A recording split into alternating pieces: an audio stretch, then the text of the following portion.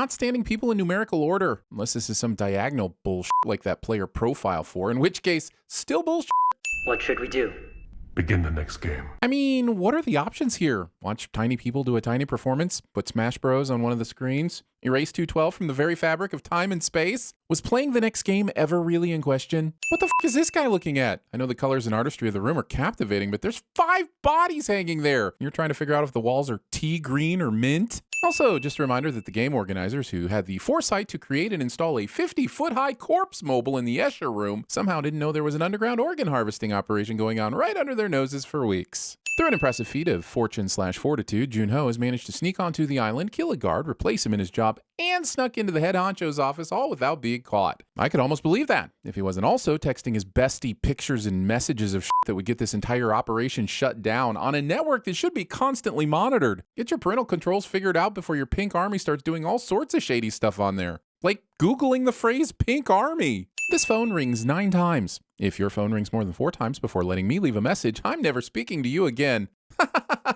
Making phone calls. What's wrong? Are you sad? I was, but I've quickly moved back to angry the more over-the-top and cliched your character gets. In fact, I've probably crossed over into vexed if you're truly wanting to know. For this game, you will be playing in teams of 2. For an operation that just gave another big fairness speech, I'll just note that you 100% knew you were eventually pitting them against each other, and yet you say teams of 2 instead of groups of 2 for maximum deceit. Hypocrites. And yes, we're hypocrites too. In fact, being hypocrites ourselves makes us hypocrites for calling you hypocrites. And what was I saying again?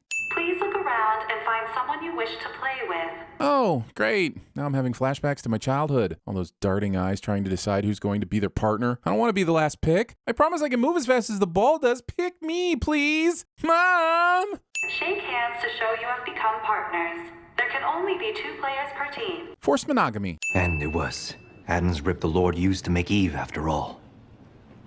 And that's the reason that we're choosing men. 244 and the entire patriarchy survives this. Also, you've witnessed hundreds of people murdered by a 10-foot doll with laser eyes. You've pulled people to the death in a game of tug-of-war and licked a sugar cookie until it came to a satisfactory conclusion. Dude, there is no God. You were someone who looked like they would come with me. Title of my sex tape?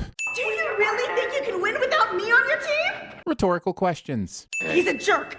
He's just gonna throw you under the bus. 212 is going off again and no one is stepping in to stop her. For the love of all that is nuanced and substantial, won't a single writer have a guard tape her mouth shut or something? The lack of action from these workers is being noted in my latest escape room Yelp review. We are Gganbu. Roll marbles. Should we do this to make it official? Ah, yes, the holy pinky promise. The most solid of foundations for any friendship. It's nice to have such a hopeful and wholesome episode for once. 10 marbles and we can create our own game. As interesting as this choose-your-own-death venture marble madness is, shouldn't there be some guidance from the powers that be that encourage an entertaining show for the audience that may or may not be watching, or exist, or not? Honestly, we're 5 episodes in now. Shouldn't the show have at least addressed the purpose of all this just a tiny bit? So you guess if I'm holding even or odd.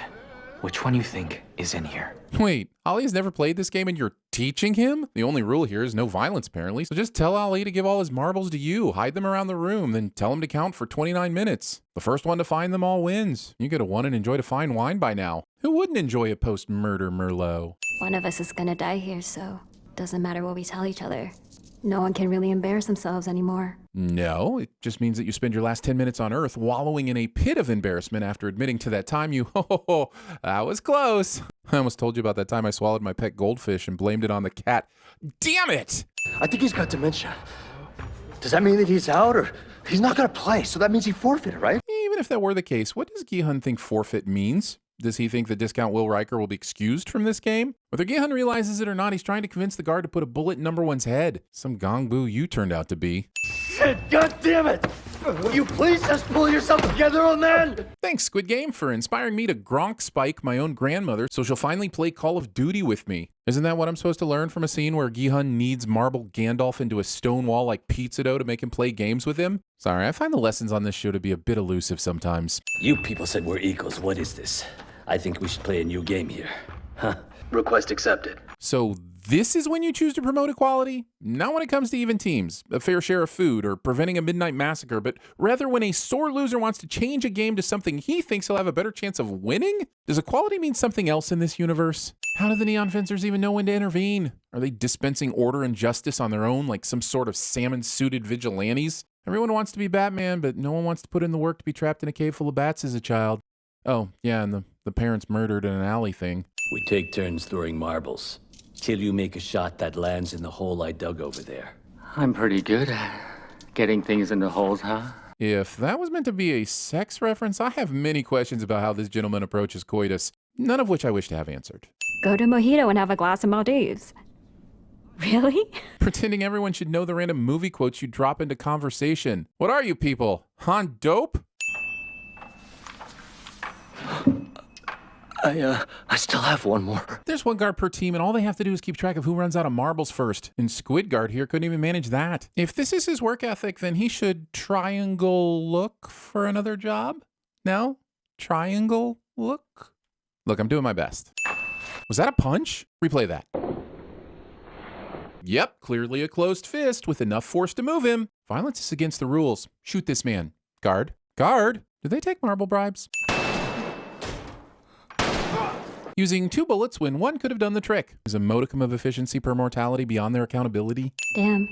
Your stories are a bit too dark even for me. Eli Roth. Which one did you just say? This show, man. Just when I think it's going to descend into simple battle royale death matches, it delivers the most heartfelt, nuanced, morally complex episode of the bunch, centered by this devastating moment where Gi-hun decides to lie to an old man to save his life after having an in-depth conversation about being BFFs. It's brilliant, but it destroys me. Not because I'm weak and sad about the death and stuff, just because it's so good I have to keep giving back these damn Sinwon.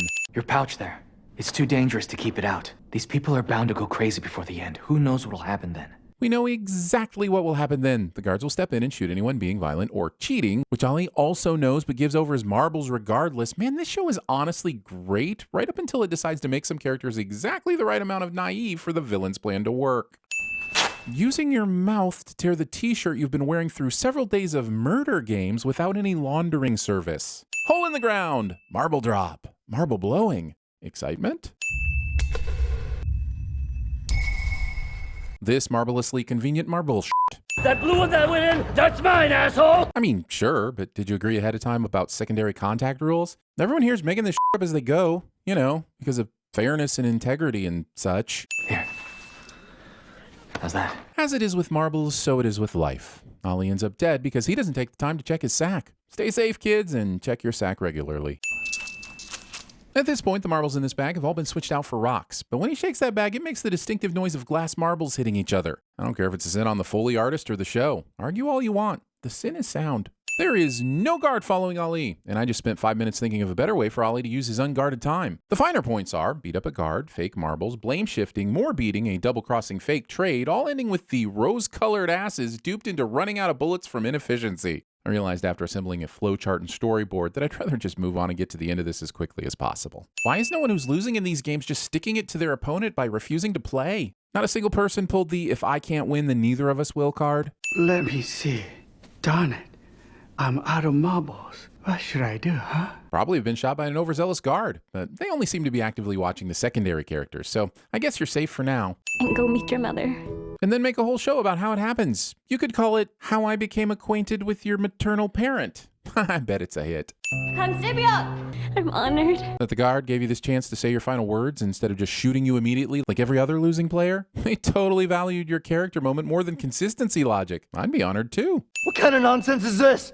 Makes no sense at all! Direct quotes from a writer's room argument about the logic of there only being one battle still going on and no other panic around the room in the final minutes of this game somehow makes it into the episode. Take it. It's yours anyway. I know there was a little more to it, but this match basically ends the same as the previous one with one player just throwing it to the other one. Couldn't Gi-hun have won it all in a unique way? Like Jenga or cribbage or exploding kittens?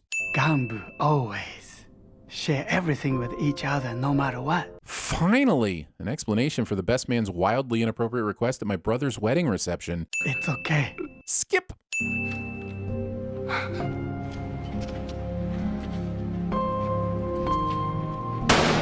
Powerful stuff. Glad the show would never undercut its impact with a story twist later. Can you even imagine?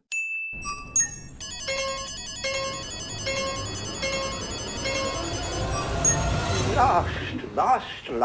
Lost what? I've lost my marbles. Everybody my age pees their pants. It's the coolest. You and me. We'll be the best team. Be my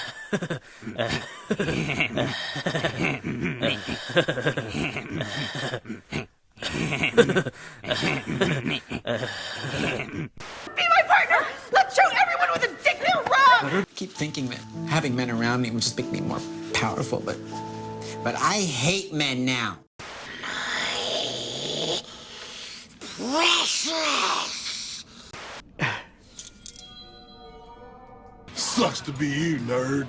You ever have to see anyone die before this? Once we had this plague go through my town when I was a kid. As time went on, more and more townsfolk got sick and died. Soldiers started carrying the dead into piles and lit them on fire. That's how my grandpa, grandma, and older brother all died. They burned together. Simple yes would have sufficed. Why didn't you just go home? That's your home! Are you too good for your home? Did I say that? Did I do that? Hey, I remember my name now. My name is...